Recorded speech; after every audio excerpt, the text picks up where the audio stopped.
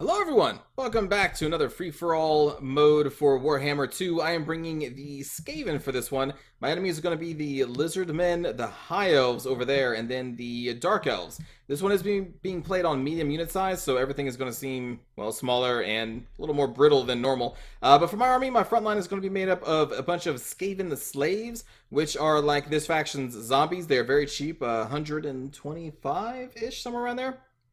And they have decent stats for the cost, and they also come with the expendable trait, which has been changed to Warhammer 2, so that anything that is not expendable does not get leadership debuff for watching this unit run away. So chain routes would usually happen because one unit would route, the other ones would see that, it would lower their leadership to the point where they would route, and then so on and so forth. But with the expendable trait, the only ones that actually suffer leadership debuffs are going to be other expendable ones, so other slaves of the Skaven. But yeah, so these are excellent meat shields, so cheap. You can bring so many of them as just fodder for days and days, and I think they're an actual really good unit. I think they're better than zombies because, unlike zombies, they have a decent movement speed, so you don't have to sit there and wait for ages and wait for them to get into position. So yeah, I think they are a pretty good addition or unit for the Skaven. On top of that, front line of Skaven slaves, I have 3 Skaven slave spears, which have the bonus versus large. We have 2 over here, and then 1 way over there.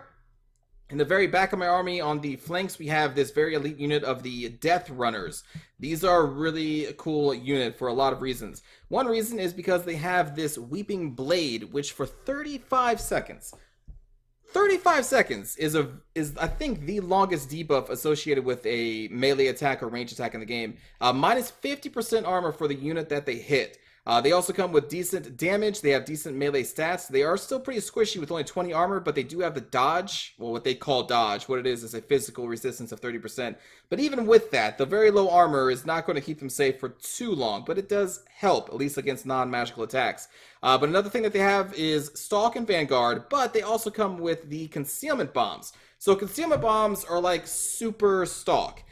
When you have Concealment Bomb on, you have to be really close to see a concealment unit.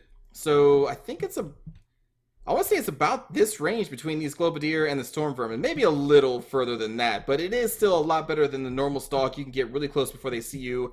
So they come with, is it 3 charges of this? Yeah, they come with 3 different charges for 36 seconds. They have Super Stalk. Then on top of that, they have the trait that all Skaven share, which is going to be Strength in Numbers. So when their hit points are above 50%, they gain additional leadership and melee defense, but lower speed. And the reverse of that, when their leadership is no longer high, I guess not necessarily their hit points, but when their leadership is low, they have Scurry Away proc, which is an increased amount of speed. So it's like they're very scared and they just want to get the hell out of there. So I think those are cool buffs that I believe all of the Skaven units share, or at least the rats for these Skavens. Yeah, so they are very cool, elite unit, pretty expensive, but also really cool. You can, in an ideal world, you kind of use them as a cav, but a sneaky cav, because since their debuff lasts so long, you kind of want them to do cycle charges in and outs to start on the flanks of an army, and then just kind of go like ping pong down and apply their buff on any other high armor unit in an ideal world, if with like perfect micro. I don't think many people are going to be able to do that. I'm not going to claim that I can do that. I'm just saying that's probably what their ideal role is. You just hit them, get that buff on, leave, and just keep going. Anyway, besides those 2 Death Runners, I also brought 2 of the Storm Vermin. These are the durable rats. Well, as durable as rats go. They have 90 armor. They have a really good set of hit points. Their melee defense is pretty good for rats. They have a decent melee attack as well, and especially when it comes to the large. So they have a plus 15 versus large, so they can bring down heavily armored and large opponents pretty well. They are also super expensive in charge defense versus large. But besides that, they are just very durable rats. I also brought 2 Poison Wind Globadiers. These are going to be some of the all-stars, I think, for the Skaven army. They are a range of 85, magical attack, anti-large, armor-piercing damage. Their melee stats kind of suck. They do have a very high armor, but their hit points, this is on medium size again, but still their hit points are rather low. So kind of like the dwarf Trollhammer torpedo people, even though they have high armor, do not rely on them to withstand a lot of damage because they will not. But yeah, so I think you're going to see them a lot. They're only 650 in cost, so they're pretty cheap, and they're a pretty reliable way to bring down large armored creatures, like almost everything that the Lizardmen are going to be bringing. Well, not everything, but the Lizardmen in most cases are probably going to bring a lot of dinos. These are a very good anti-dino, cheap unit. Then over here, we have 2 Doom Wheels.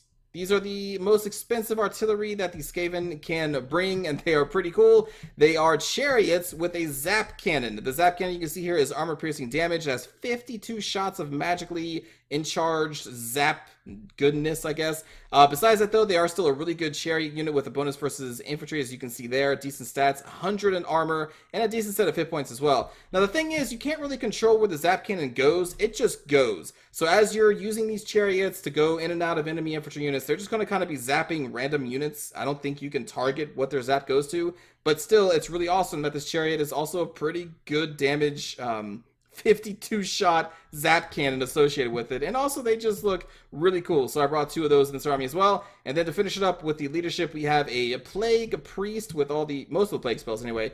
I could summon plague priests, I could summon the vermintide, which is 6 charges of clan rats. We also have the plague spell, which it is a vortex, but it sits in one spot, so it's kind of like a dwellers below spell. It does a lot of good damage as well. And then I brought these breath spell, Pestilent Breath. I think all wind spells are really good with the way magic has been changed. The passive for this Plague Priest is going to be Plague Rash, which is a map-wide debuff for 10 seconds that whenever you cast, minus 12% speed and vigor to all enemy units on the battlefield. The Plague Priest also comes with Frenzy, Immune to Psychology, and the other Skaven passives that Skaven have. Then the leader, the head honcho, Queek Head Taker himself. He is labeled as a duelist. Now, I don't know how he's going to fare against the big combatants of the first game, like, Porus Toddbringer, held even the Emperor on a Griffin, King Lewin, Leon Kerr, like all those crazy beefy people on their crazy mounts, because, now again, this is on medium units size, so his hit points, I think, normally on like a large size are around 3,000. He's not super tanky. He has a relatively low melee defense for a hero or a lord classified as a duelist. But what is cool is that he can wreak havoc amongst heavily armored infantry, and if the enemy lord or hero is on foot, he does gain a bonus, so he's going to be hitting a lot with a 75 against infantry and hitting pretty hard and a good charge bonus.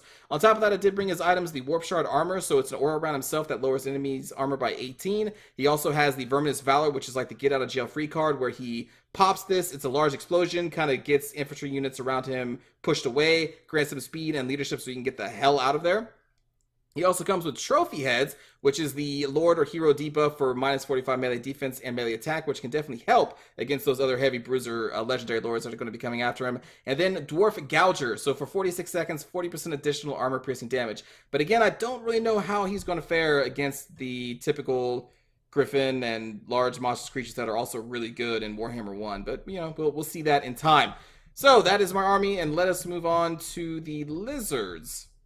Over here off to my left, we have the lizards. They have 3 chameleon skinks, which are stalking, poison-wielding skinks. They are pretty cool. They are pretty fast. They are nice flankers.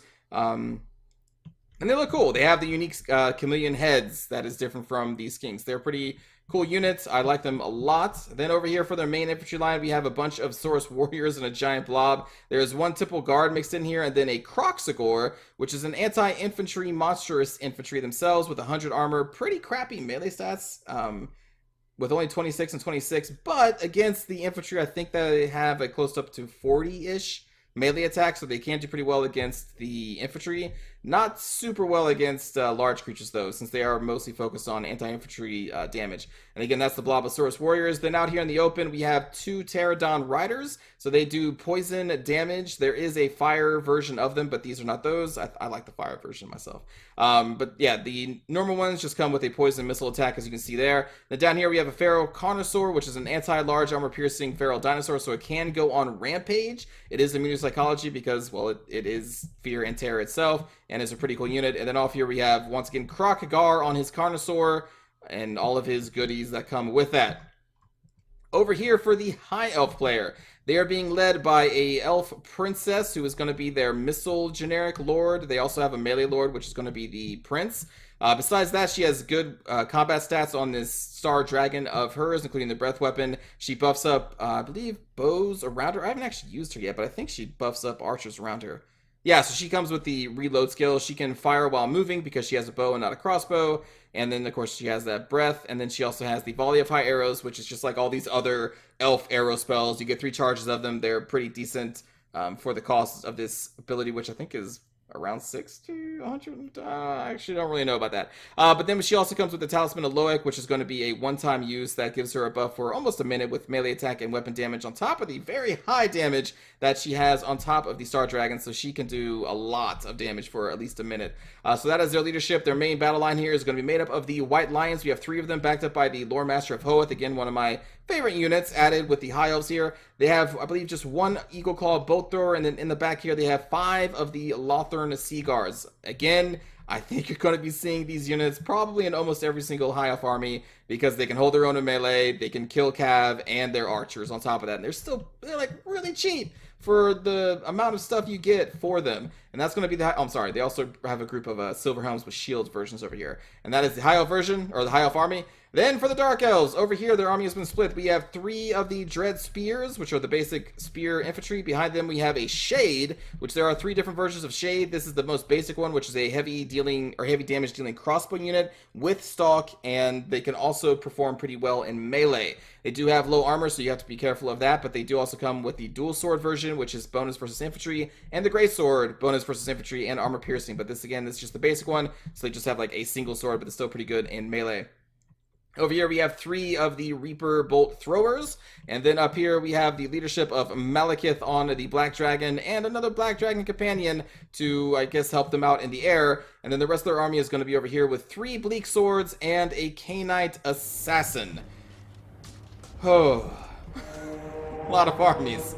And so yeah, that is the Dark Elf. So my plan right now is going immediately to my left and trying to overwhelm the Dark Elves with my Skaven Horde. So that is where I'm going to be going. The Lizard player is going to kind of do the same thing.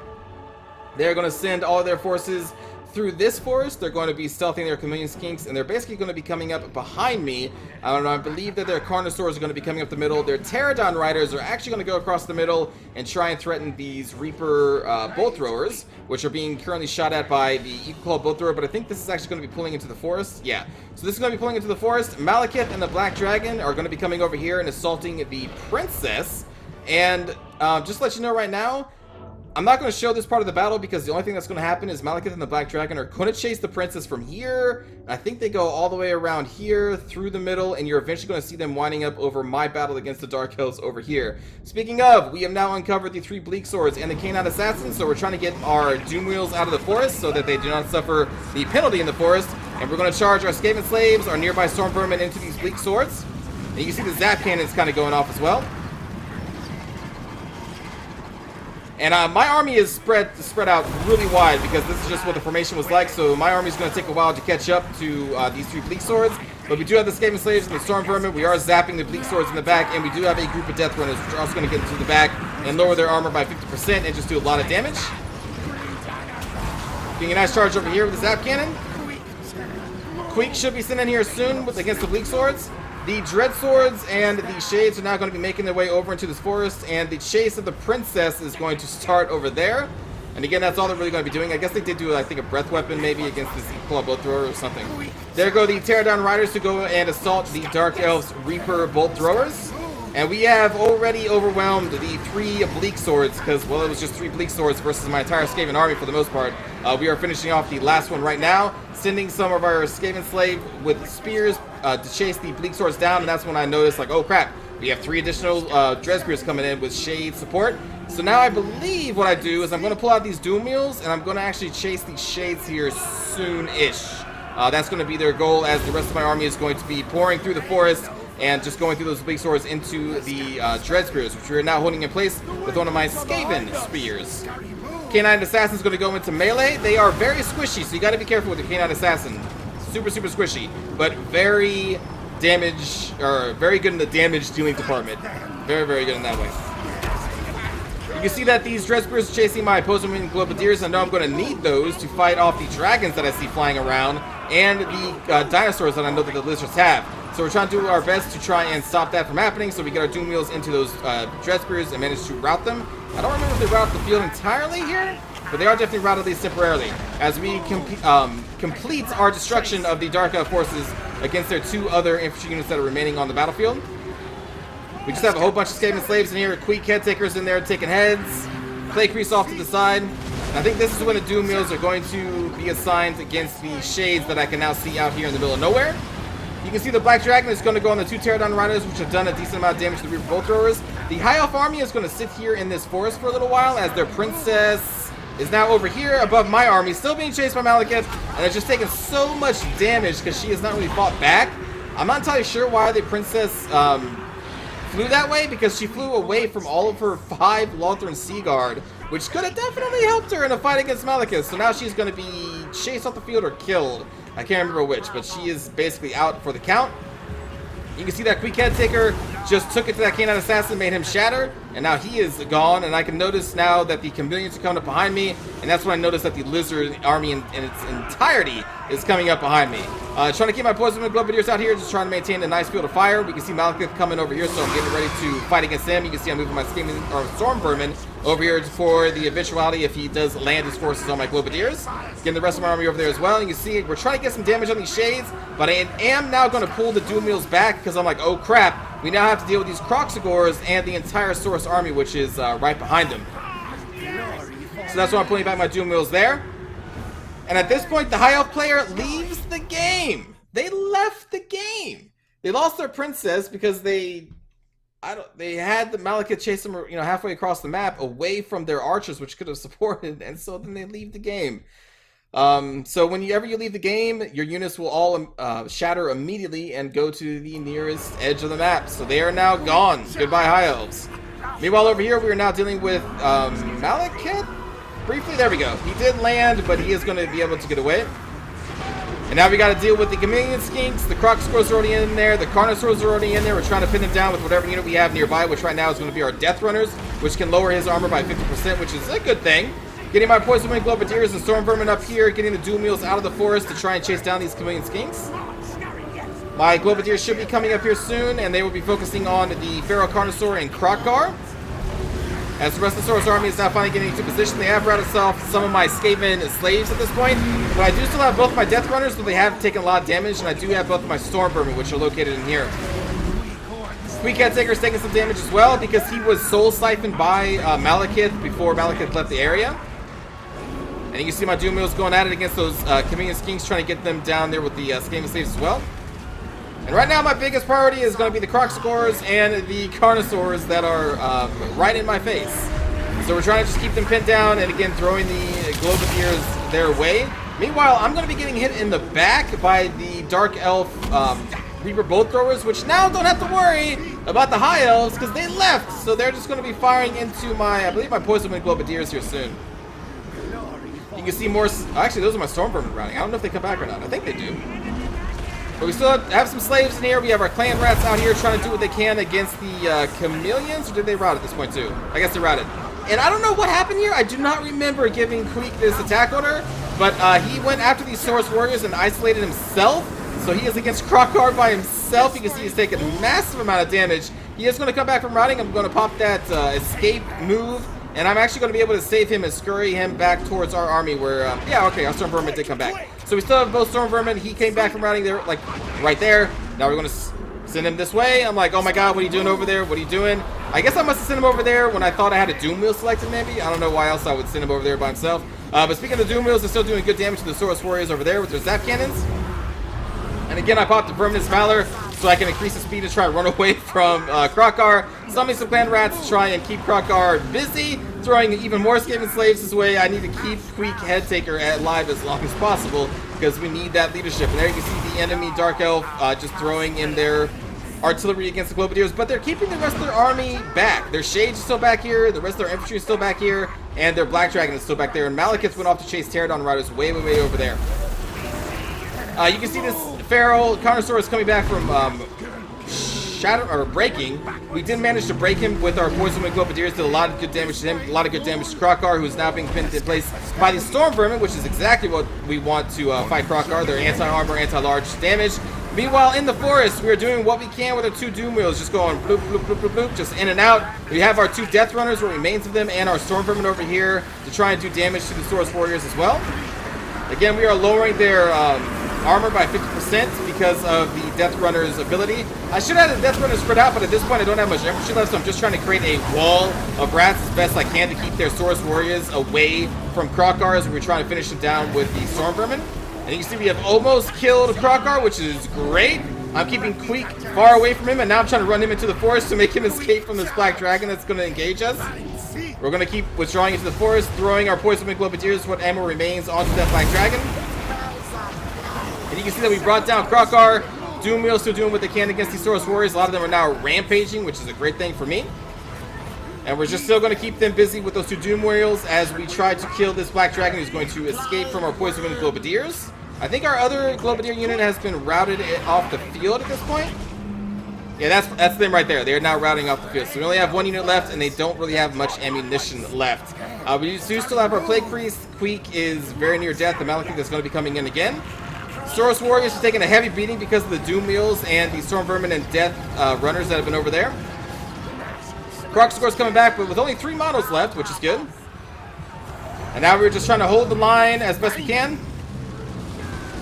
Doomwheel's doing a lot of work in this battle, but they are almost dead. And now we have a Malekith coming in who's full health. We have the Black Dragon coming back in. But again, the rest of the Dark Elf forces are not doing much. You can notice their points are only half of what I'm at, because most of their forces have not done any damage for so long. It's just been the dragons and the artillery, which is why their points are only at half of what I am.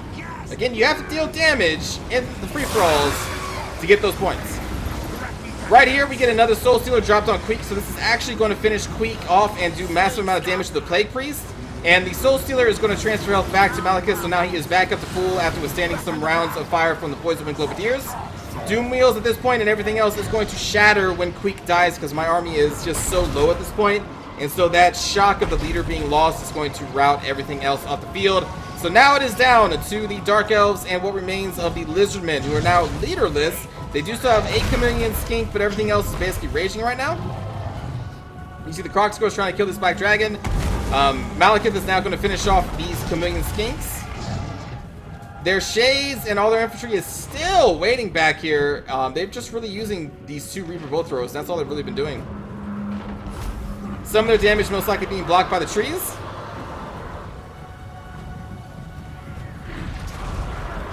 Not much else the Lizard can do. They only have control of 1 unit at this point, because everything else is raging and or shattering. So what do they have left? The Temple Guard unit that they had, and then 1 Saurus Warrior unit. As Malekith and the Black Dragon are going to be chasing everything else off.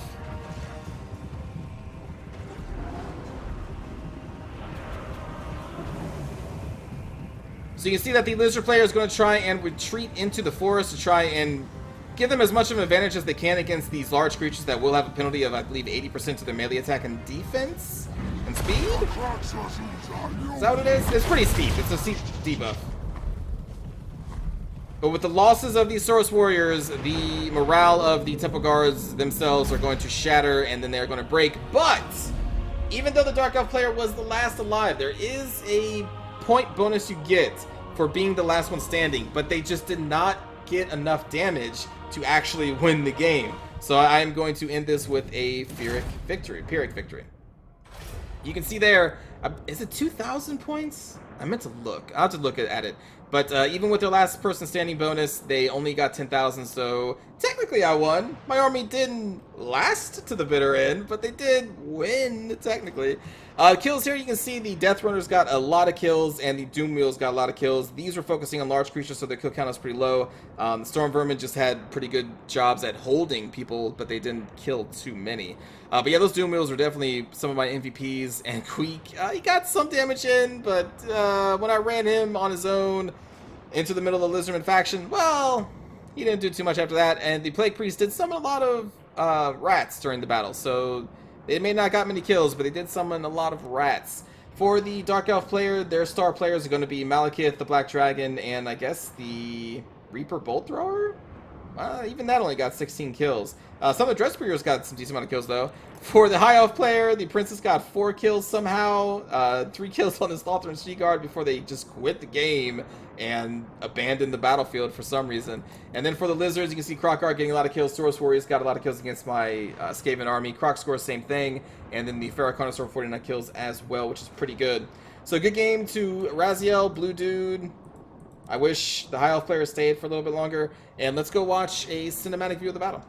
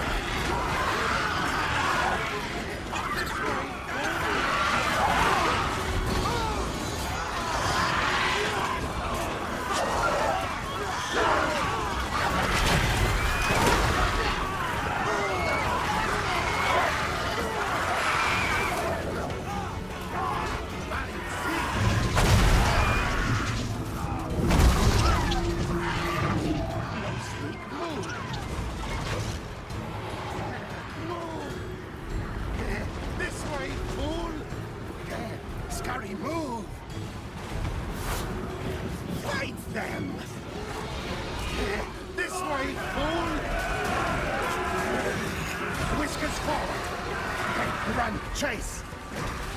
This way!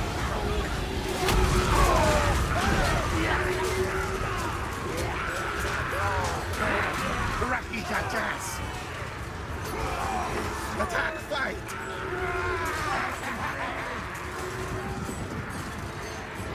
Agreed! Kabla!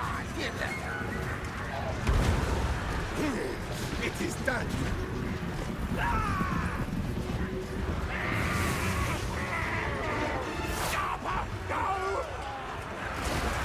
See?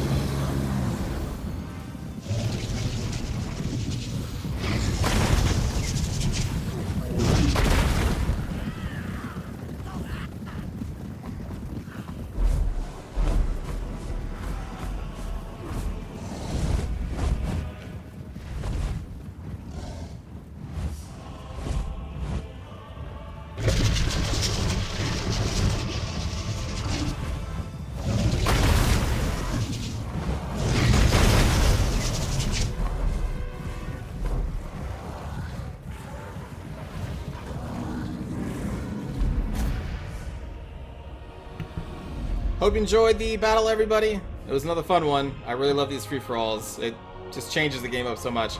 And I will see you all next time. Take care.